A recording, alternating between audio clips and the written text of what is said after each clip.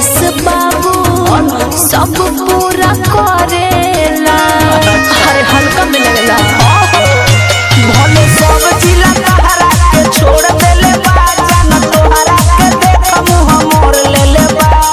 अरे ऐसे जानी बोला बाबू, कुछ दिन के बाद हो बुझाए लागी।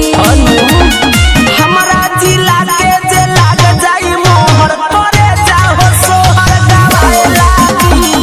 हमरा जिला के जे लाग जाई मोहर करे जाहो सोहर गवाए लागी। बुझले music by Simran Singh, Sai Aarti recording studio Lalganj Vaishali.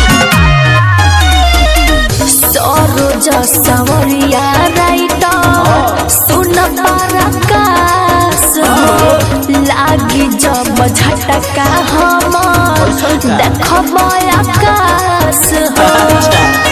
हर कुछ बुझाई सुनो अभी देखले बारू कहाँ कम गोरिया, हम हई न के करो से कम गोरिया।